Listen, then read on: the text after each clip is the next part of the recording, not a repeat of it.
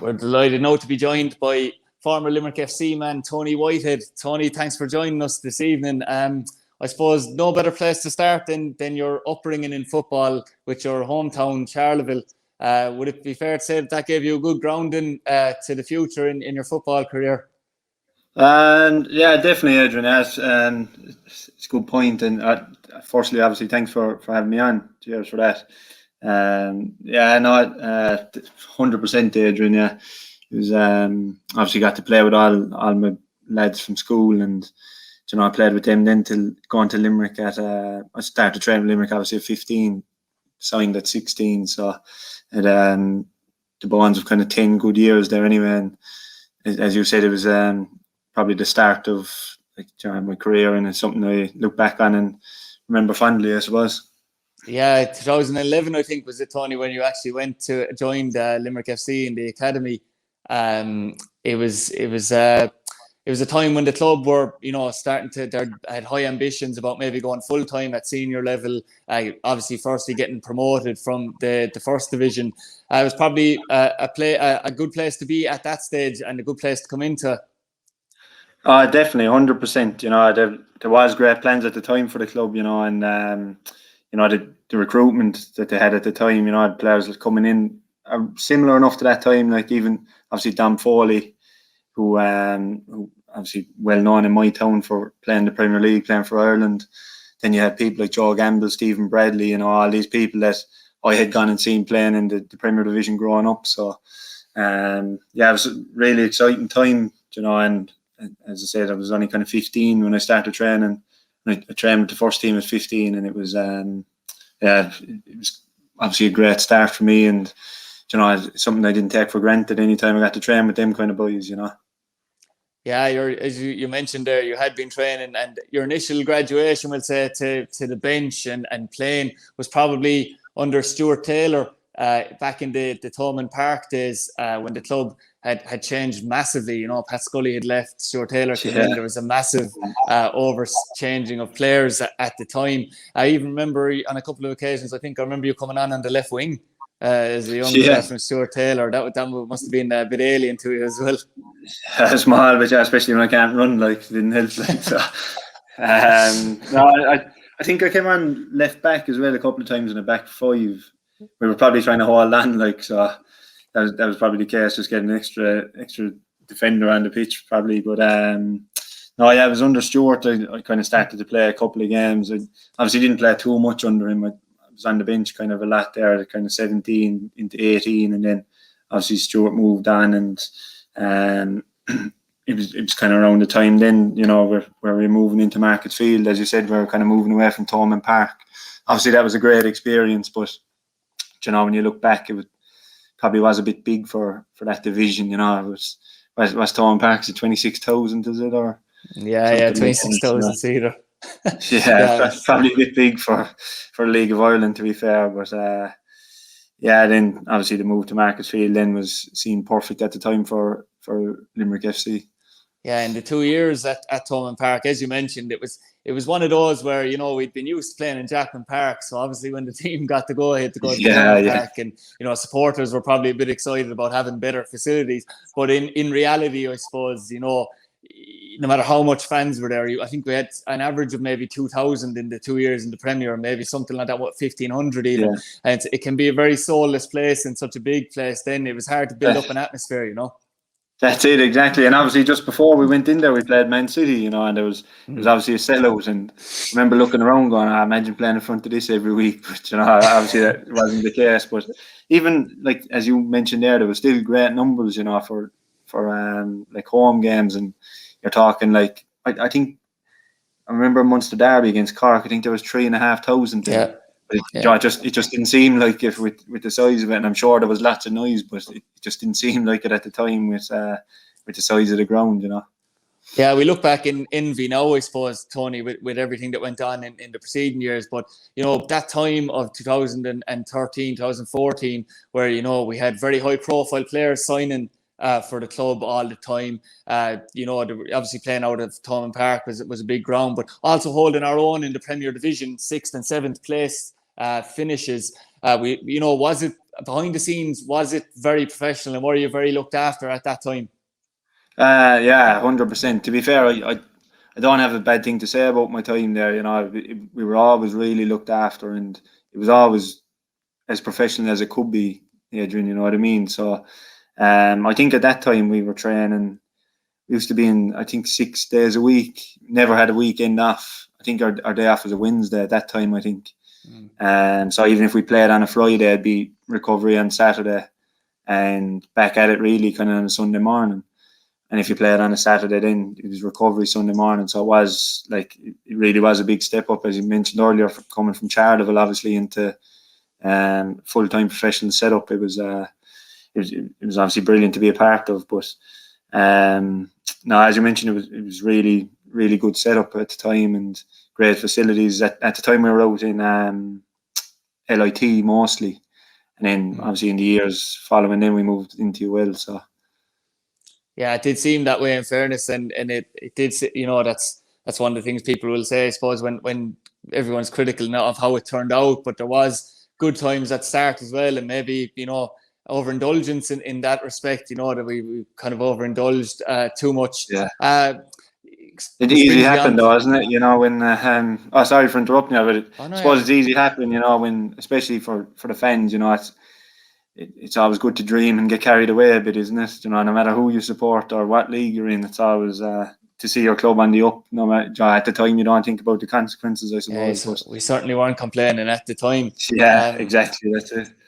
You know, it brings me on to that 2015 season. There was an effort, it appeared, at the start of that season to, you know, cut the budget somewhat, and in terms of trying to be a bit more realistic.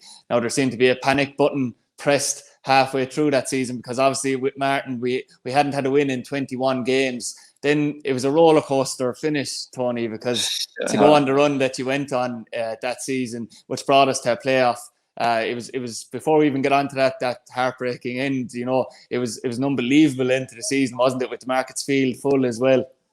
Yeah, unbelievable. Yeah, it got to a stage. It was so strange, like, because it just got to a stage where you were going into games going, "Oh, we're going to win here," like, you know. And League of Ireland isn't a division to, you know, where you go into a game thinking that way. But yeah, it just shows what confidence does in football, I suppose. You know, you get a few wins and you're kind of looking at the table and you're going, right, maybe if we win the next 2 out of 5, and then you might win. We probably won 4 in a row at times, you know. And then you're going, let's just, it's on, like, we've got a great chance here. And obviously, I think, was it or was it the season before that Rory Gaffney scoring in the last kind of 12 season before, wasn't it? Yeah, he had left before that. He just left. Yeah, I remember that as well. I think that was in around Thorne Park, wasn't it, when he was? Yeah. I think he scored a mad amount of goals last 11, 12 games, but that finished in 2015. Obviously, I think obviously it's probably the biggest thing to remember for, obviously, the most recent years for Limerick FC fans, and, you know, just fans of the city in general. Like. Yeah, I'm not sure if you can remember the specific game, Tony, but I do remember, obviously, people will all point to the Sligo game where you got your first win in the 21 and won 3-2. But I do think that the real shift in momentum came the week after, when we beat Bohemians 4-3 at the Markets Field. Because if you remember, Patrick Kanyuka had been sent off. The team was down 3-2 and somehow managed to win 4-3. It was incredible. And it was played in front of a smaller crowd that night as well. But that was where the momentum started, really. Yeah.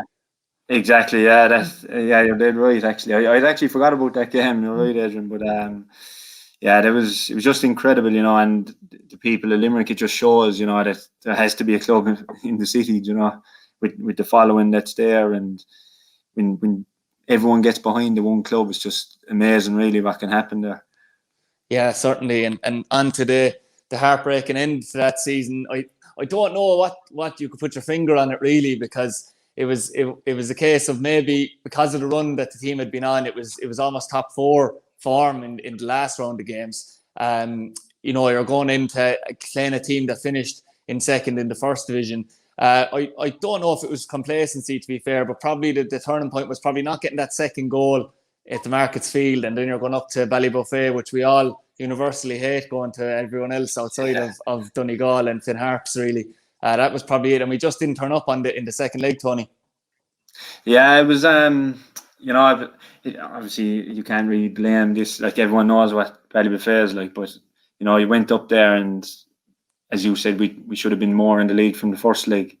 But when you go up there, and the pitch was poor, and you know, people on top of you, and the ground, you know, it's quite a small and narrow ground, and I definitely don't think it was complacency. You know, we such good lads in the dressing room, and such professional lads, the likes of Shane Tracy, and you know what I mean. Like, he's especially one who'd never get carried away, and he'd always keep everyone's feet in the ground, whether you're first or last. You know what I mean, in the league. He was one of them kind of lads. So, yeah, it was obviously a really good group, and I don't think complacency was the thing. You know, we're there 6 years later, and no one can quite put their finger on what happened. You know, but look, one way to look at it, I know, it's always good to look back and say, look, you know, we went to win the league the year after, and we kind of turned that negative into a positive, I suppose, in the space of 12 months. You know. Yeah, I know that obviously you had made appearances, and Paddy O'Connor had made appearances all throughout that 2015 year, Tony. But was it frustrating for you? Because I do know that, you know, without castigating the player in question too much, that Patrick Kanyuka had been in poor form for a lot of those games, in my opinion, and a lot of people in Limerick's opinion. And you had yourself and Paddy O'Connor on the bench, especially on the last night where he had made that mistake in Ballybofey. Was it frustrating for you to see that situation developing and not getting the chance then to play yourself regularly? It's a tough one to say, really, because you know, when you're playing as part of a team, I know it's such a cliche, like, but you don't really look at it that way. You know, you don't really go, oh, he's not playing well, I should be in there. You're kind of, you know, especially as a young lad, you kind of look up to anyone who's older than you in the team, and you know, you try and pick little bits off everyone. So it was never a case of really going, oh, I should be in the team ahead of him, you know, because I was still a young lad at the time, and Paddy again was even younger. But I think, looking back, Paddy was really hard done by not to play even more. I know I played quite a few games, but I think, being honest, like, it was Paddy was the one who should have probably been playing, like, not myself. So yeah, and obviously I think the season after then, that's when Paddy really kicked on, obviously, and he's doing brilliant at the moment, and obviously captain in Bradford at the minute, which is unreal. But yeah, as you said, look, it's never nice to point the finger. Look, everyone knows about the mistake that night, but as I said, look, it led us to winning a league with Limerick the following year, and I suppose it's a positive for myself. I went on, if we stayed up, I mightn't have played too many games the year after, you know. So we went down, I got to play a lot of games in the first division, and then again when we went back up. So from a selfish point of view, obviously it wasn't the worst thing personally for us to go down, but yeah, no, as you said, just to go back to the original point, I think, looking at it, I think Paddy probably was hard done by, even though he was probably about 14 at the time. Like, yeah, he was. I think he was 16 years old at the time. Yeah, yeah. But yeah, you mentioned that, you know, you did go on then to play a lot more games in the first division season. You absolutely ramped to the title, Tony. I look back at it now and I say to myself, really should have enjoyed that more, because at the time there was just that sense, Tony, because you were a full-time side. I mean, you were blowing teams away a lot of the time, 4 and 5-0, you know, it was becoming the norm. So it's funny, because winning a league now, you'd be absolutely joyous, but at the time it was so expected. Was that the feeling within the camp as well, or did you manage to enjoy it even though there was high expectation on you? No, we definitely enjoyed it. But as I mentioned, like, a lot of credit has to go to the older boys in that dressing room, and obviously to Martin as well, because looking back, you know, if we won, just as you mentioned there, we might have won 4-0 on a Friday or on a Saturday in Market Field, and you know, you're back in training Monday morning, and there's no talk about your win. You know, even if you're doing video analysis, it might be something on that, you know, where we should improve on it. It was never like, oh, well done, lads, you won 4-0, you're this, you're that, you know. And as I mentioned, there was people in the dressing room like your Shane Tracy, Sean Kelly, Robbie Williams, you know, and like we a lot of experience, proper pros at that time. So we definitely kept our feet in the ground, and we never really got carried away. You could see that by the results. It obviously just showed that kind of like, it never really crept into our game that we were like, oh, we're going to blow this team away, or we're going to win. With such professional lads and such hard-working lads, like obviously big fan favourite Chris Mulhall, you could be up 7-0 and you'd still get an earful off him if you didn't put it in the right place for him, or so I think obviously, as I said, a lot of credit goes to Martin, but a lot of credit has to go to the group of lads as well, where we kept demanding off each other, and we never settled for anything but being the best. And if we did win a game 3-0, it was, why didn't we win 4-0? Why didn't we win 5-0? So, but obviously we won the league quite early, so we definitely had a couple of months to enjoy it anyway. Yeah, that certainly was the case. Came just short of having an unbeaten season that year as well. You mentioned Martin Russell there, who obviously would have been the manager for the majority of your time and in the senior ranks with Limerick FC. What was it like playing as a centre back, Tony, with Martin? Because obviously he's renowned in this league for his footballing and preaching of how football should be played. There was once a quote from Martin actually where he was asked to clear the ball, and his manager told him to clear the ball, and he said, "But when do we start playing?" And he was in his own 6-yard box. But what was it like playing under him? Because there was obviously a lot of pressure on you in a footballing sense as well as a defensive sense to actually set up attacks. Yeah, to be honest, Adrian, it probably suited me because, obviously coming through with the under-19s and all my time in Charleville, like I was a midfielder, and it was under kind of Stuart Taylor, and I think Tommy Barrett actually had a part to play in it as well, for me moving back. So I always loved being on the ball, and I wasn't the most physical of centre halves, and it was more, I love being on the ball, and even if it was just a 5-yard pass to midfielder, I love to, you're kind of the first point of attack. You get it off the keeper, and you might give it to a fullback who'll play forward, or you might try and hit a diag, you might give it to midfield, or you might hit the striker's feet. But it was that freedom to play, and it was never one of them like get it in the channel or get it into the striker. It was more, and you learn a lot more, especially as like a 19, 20-year-old playing football and having the pressure of, if I give the ball away here, we're going to concede. You have to grow up fairly quickly, and you have to learn like the right passes and passes that won't put other people in trouble. And it definitely benefited me as a player anyway. And you like to play under Martin Russell, you have no choice but to be comfortable on the ball. And if you weren't comfortable on the ball, you'd be found out fairly quickly. So, as I said, at a young age, it definitely benefited me anyway, and it probably still has to this day, really. Yeah, the fact that he kept you year on year is probably enough credit from Martin that that you probably were comfortable enough in possession of the ball, Tony. Hopefully. You go from one extreme to the other. Then you had Martin Russell at the beginning of the 2017 season.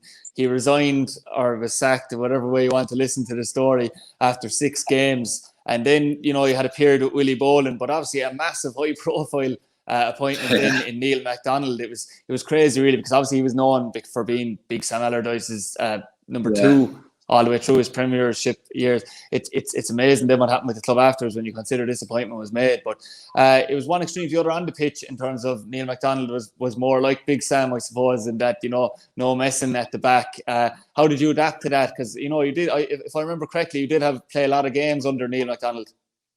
Yeah, it's one of them where, as the saying goes, you sink or swim. You either adapt or else someone else will take your place. So I think when Neil came in, I didn't start the first game under him. Barry Cotter actually started centre half, I think, and he got injured up in Bowes.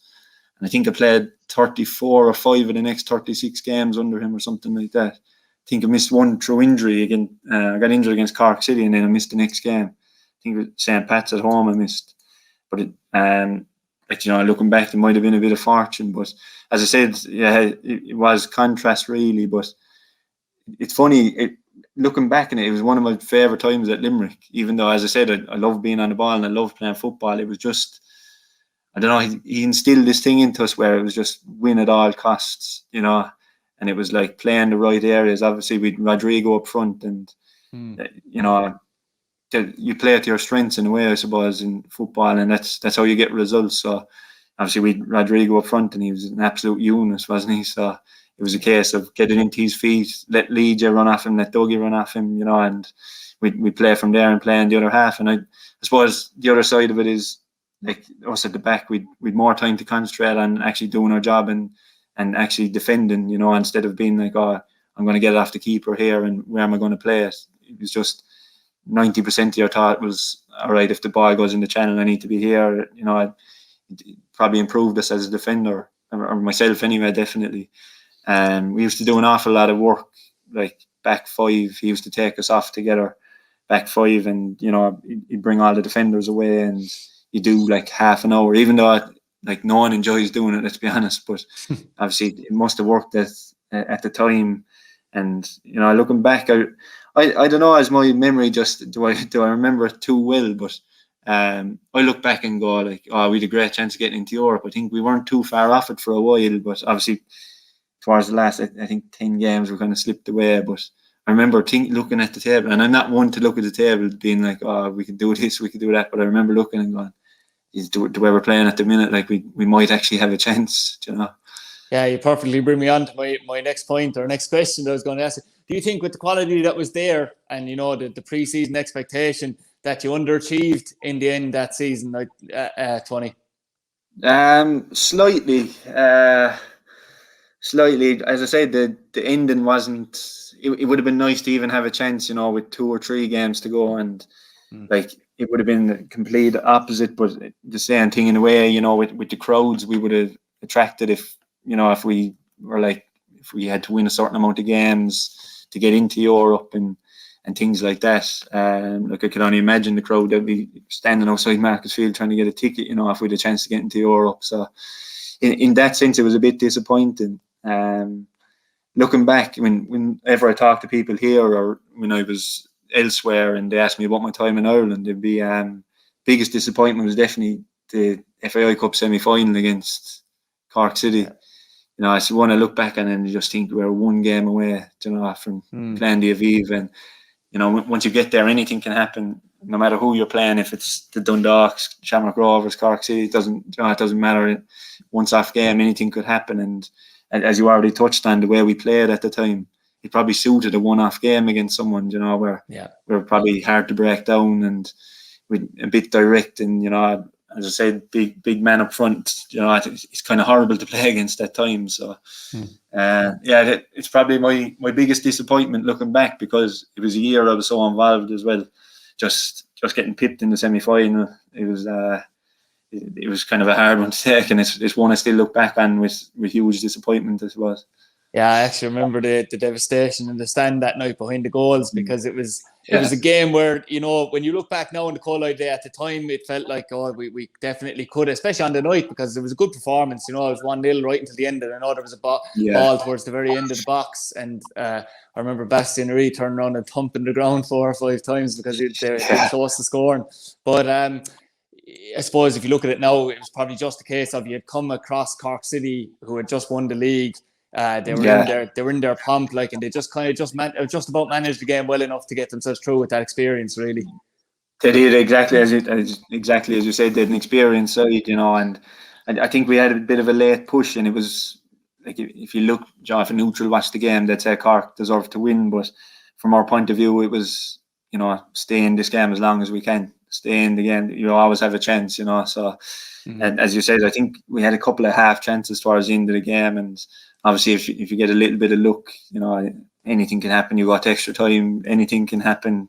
Penalties, obviously anything can happen. So it was, I suppose the main point of it was, like, looking back, maybe Cork City did deserve to win the game, but their experience probably saw them through in the end, and it was title winning side, so can't have too many complaints, I suppose. Yeah, definitely. And then obviously in 2018, Tony, you made what turned out to be, for yourself anyway, probably a very good move in terms of your life in general. You moved to Australia. You played football for Southern United. What was the standard of soccer like over there? And I suppose, what was the lifestyle like in Australia and the change for you? It was New Zealand, Adrian. Sorry, it was Jesus. It was New Zealand. Yeah, very sorry. But no, again, it was it was unbelievable. Obviously, Garvin had gone over kind of, I think it was 4 or 5 months before me, and obviously it came to the summer, and there was kind of a couple of problems, I suppose.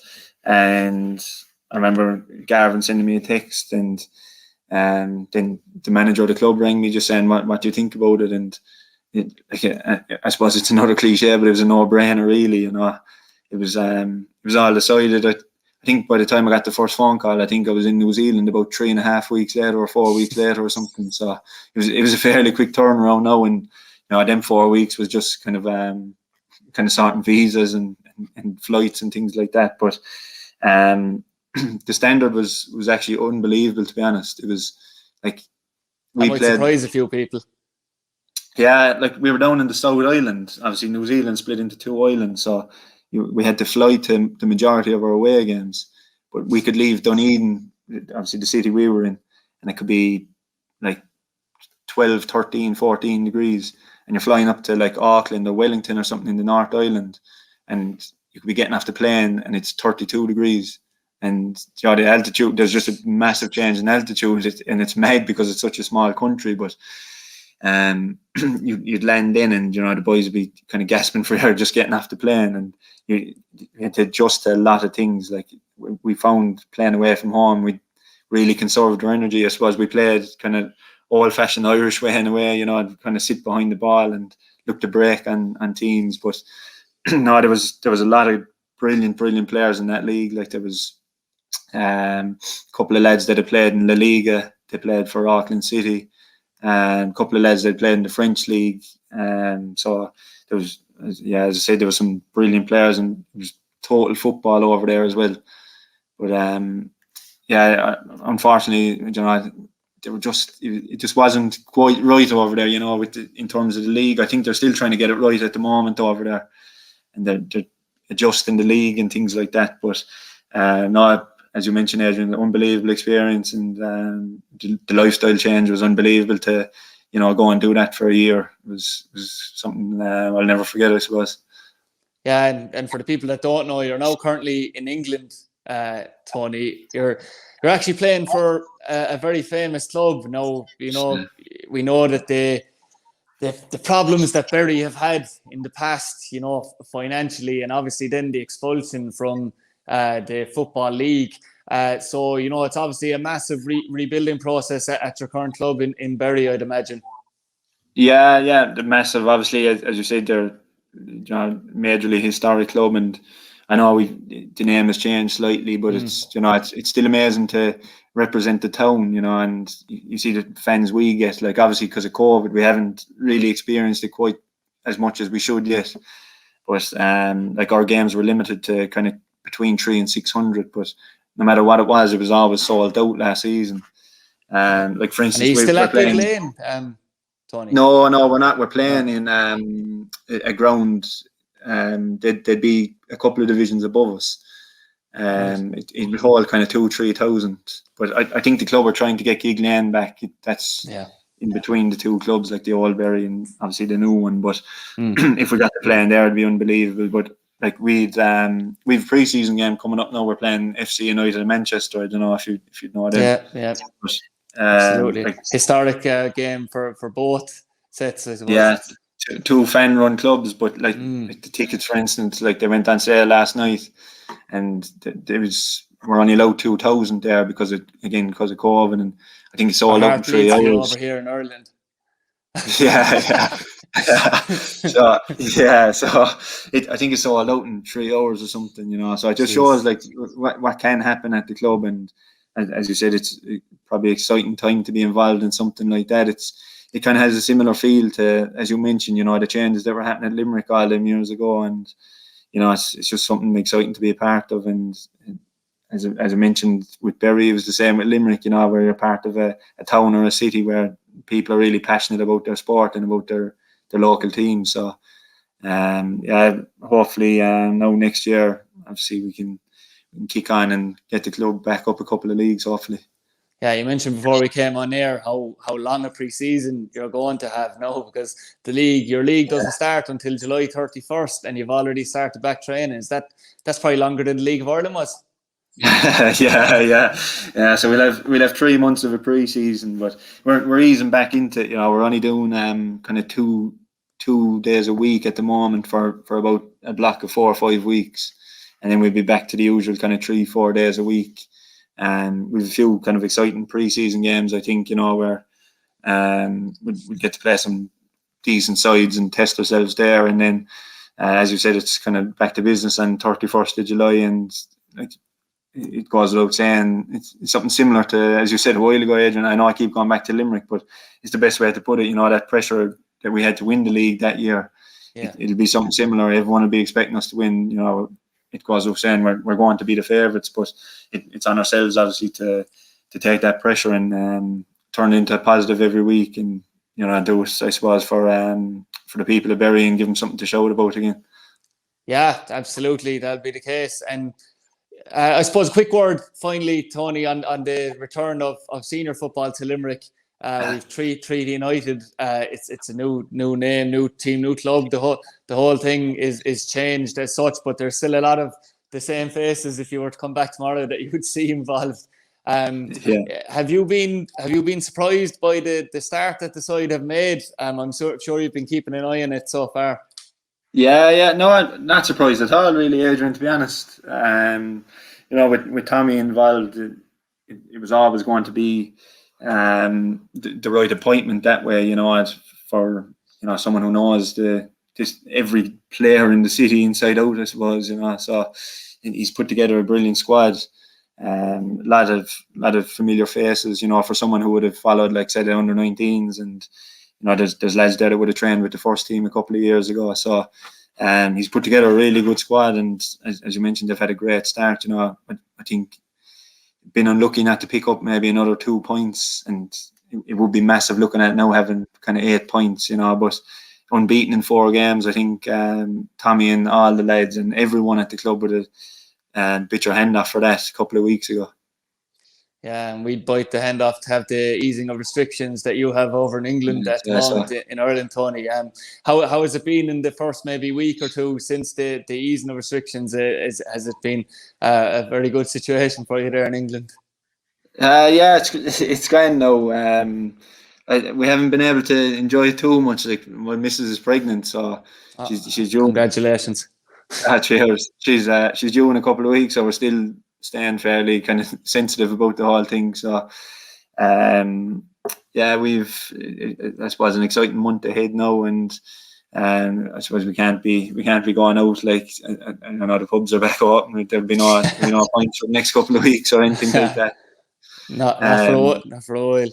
No, not for a long time now. It's but it has eased a little bit, but in a way, it's good to see little crowds gathered there, when you're walking through the city, and it does have the feeling that things are getting back to normal, hopefully.